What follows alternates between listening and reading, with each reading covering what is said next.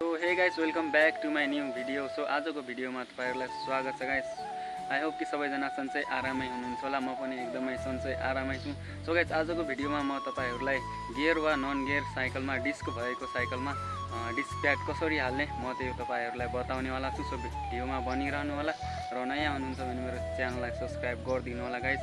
So धेरै कुराकानी नगरी डिस्क प्याड कसरी हाल्ने म त्यो तपाईँहरूलाई देखाउँछु है त गाइस। 5mm एलेङ्कीले चाहिँ हाम्रो एकदमै जुनसुकै ठाउँमा पनि यसले काम दिइरहेको हुन्छ। सो गाइस यो खोल्नको लागि यहाँ पनि लाग्छ यो। सो गाइस हाम्रो 5mm एलेङ्की चाहिँ हाम्रो यो डिस्कमा पनि लाग्छ। सो गाइस हाम्रो यो ह्यान्डल बारमा पनि लाग्छ र हाम्रो यो सिफ्टरमा पनि लाग्ने गर्छ। ह्यान्डल बारमा यहाँ पनि काम लाग्छ गाइस। सो यो सबै ठाउँमा काम गर्ने भएकाले हामीलाई यो 5mm को एलेङ्की एकदमै जरुरी हुन्छ। सो गाइज अब आयो हाम्रो पालो अब डिस्कमा डिस्क प्याड कसरी हाल्ने।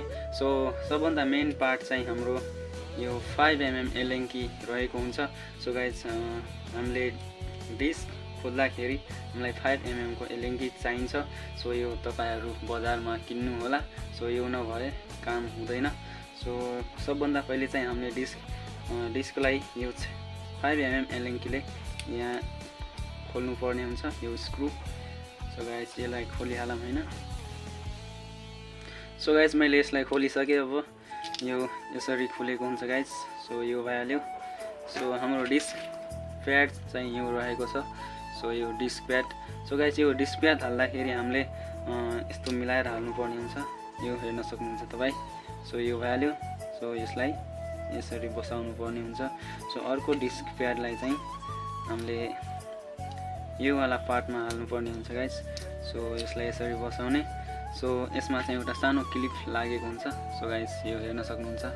सो यो भइहाल्यो र यो क्लिपलाई चाहिँ हामीले यसरी मिलाउनु पर्ने हुन्छ हामीले। सो यो भइहाल्यो हेर्न सक्नुहुन्छ। यसलाई यसरी च्यापेर स्याट। सो गाइस यसमा पनि एउटा सानो होल रहेको हुन्छ। सो यो क्लिपमा यो अड्काउनलाई स्याट यसरी अड्काउने हैन। सो यो भइहाल्यो। सो गाइस यसरी लाग्ने हुन्छ यो डिस्क प्याड। सो त्यसपछि चाहिँ यो माथिको स्क्रु हामीले लाउनु पर्ने हुन्छ जुन हाम्रो 5mm एलेङ्कीले लाउनु पर्ने हुन्छ गाइस। सो यसलाई यसरी कस्दिउँ। सो गाइस हामीले चाहिँ यसलाई यसरी फिट गर्नुपर्ने हुन्छ।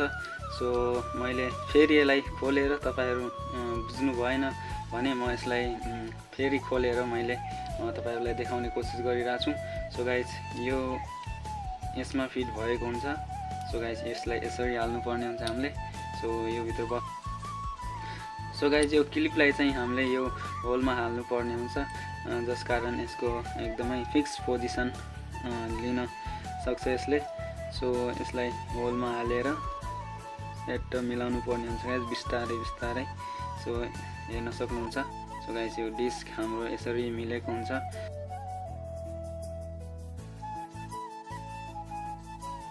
यो हाम्रो स्क्रुलाई चाहिँ एकदमै टाइट गरेर हामीले कस्नु पर्ने हुन्छ जुन चाहिँ नर्मली कसेपछि हाम्रो डिस्क यो बाहिर आउने चान्सेस बढी हुन्छ। सो एकदमै लुज गरेर नकस्नु होला, एकदमै टाइट गरेर कस्नु होला गाइस। सो हेर्न सक्नुहुन्छ मैले यो डिस्कलाई फिट गरिसकेँ।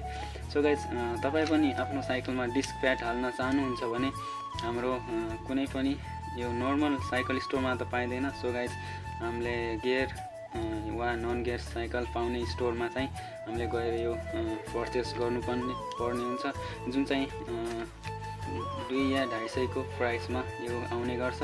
सो गाइस यो डिस्क प्याड यसलाई चाहिँ डिस्क प्याड भनिन्छ। हाम्रो यो नर्मल साइकल स्टोरको भाषामा भन्दा यसलाई ढिक्का भन्ने गरिन्छ गाइस। सो यसलाई ढिक्का भनिन्छ। सो यो भइहाल्यो डिस्क प्याड। सो तपाईँहरू कुनै पनि पसलमा तपाईँहरूको डिस्क प्याड साइकलको खराब हुन्छ भने हाम्रो घरमा खराब भएपछि गाइस हामीले डिस्क प्याड हाल्नलाई धेरै टाढा जानुपर्ने हुन्छ किनभने यो नर्मल साइकल स्टोरमा यो हाम्रो डिस्क हालिँदैन। सो जुन साइकलबाट किनिन्छ सो त्यसै साइकल स्टोरबाट यसलाई हाल्नुपर्ने हुन्छ।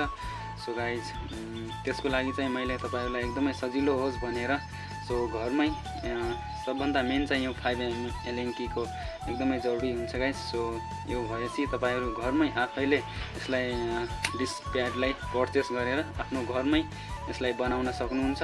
सो गाइस आजको लागि यति नै। यदि तपाईहरुलाई भिडियो इन्फर्मेटिभ लाग्यो भने लाइक शेयर एन्ड सब्स्क्राइब गरिदिनु होला गाइस। र नेक्स्ट भिडियोमा म तपाईहरुलाई व्हीलीको टिप्स लिएर आउनेवाला छु। सो नेक्स्ट भिडियोको लागि वेट गर्नु होला गाइस। सो अहिलेको लागि यति नै। Bye bye guys.